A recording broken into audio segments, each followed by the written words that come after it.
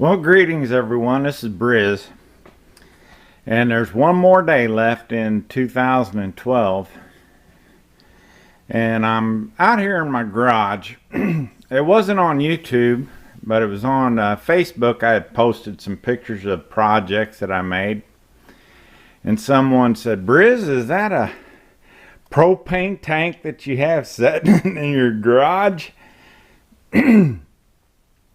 And I said, well, yes, it is a propane tank, but it's actually my air storage tank for my air compressor. I've had this tank for, going on close to 15 or 17 years now. And when I first obtained it, yeah, there was a little bit of propane smell in the garage every time I used my air compressor, but I just kept running it and purging it. And of course, at the bottom of the tank I do have a drain so that periodically I can open up that valve and drain any moisture that accumulates in the tank. But let me just kind of show you what this has got. I've got a gate valve here that I can turn off so it relieves the pressure off my hoses, and if there's any leaks from there to my tire gauge, the compressor won't kick on. So normally when I'm not using that, I leave that turned off.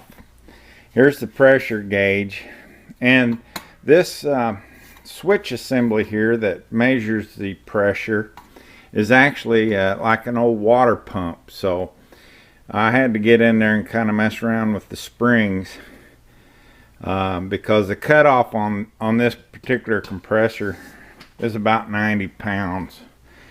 And I do have another commercial grade compressor that I could use for my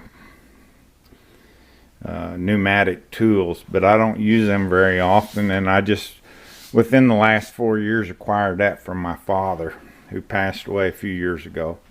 But in the meantime, I've been using this homemade one, and in just a little bit I'll get to the compressor.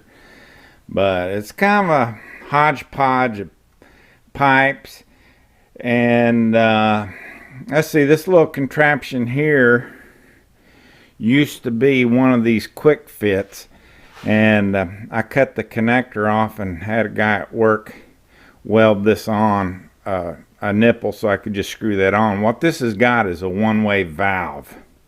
So when air is coming out of the compressor, it goes into the tank, and then whenever the compressor turns off, this one-way valve allows this hose to more or less deflate through the valves in the compressor.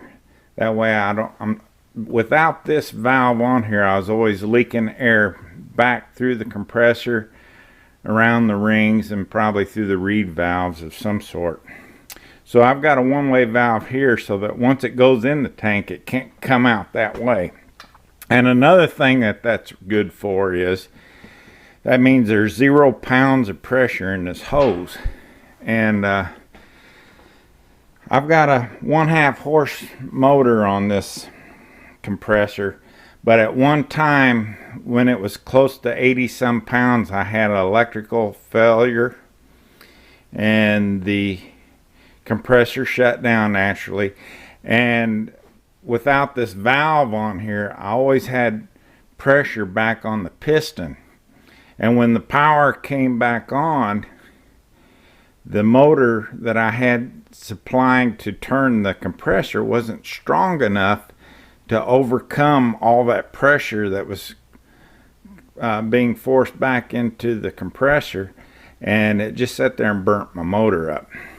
So with this valve in, this is essentially 0. So once my motor kicks in, it's compressing this hose here up until it equals to or is greater to the amount of pressure that's in the tank, and then the air goes. So that actually, for a few cycles and turns of this motor, it could start with a lot of pressure in the tank because there's no pressure in this line. And this compressor, I don't know what year it is, but my grandfather made this.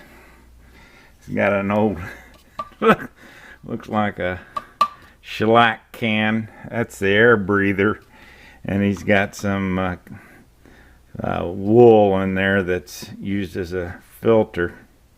But this is an old, I think it's an old air conditioner compressor off of a car. And that's kind of neat. I'll turn this thing on so that you can, it kind of sounds kind of weird when it's running. And it's going to have to take a while. Let me turn this valve on for you. And we'll let you get it. We'll watch the pressure and I'll show you what it's doing. See, we're setting right at 90 pounds, 92 pounds of pressure roughly. So I'm going to let some air out.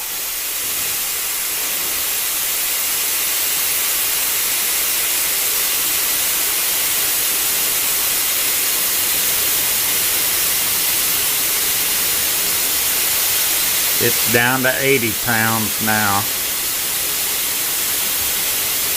There's a lot of volume in this tank, so I can air up the tires in my vehicle several times before the compressor even comes on.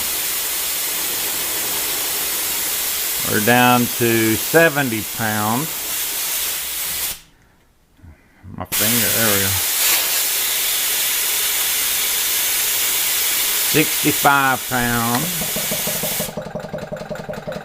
At 65 pounds, the compressor comes on. This is kind of a little treat because it just sounds like a little washing machine.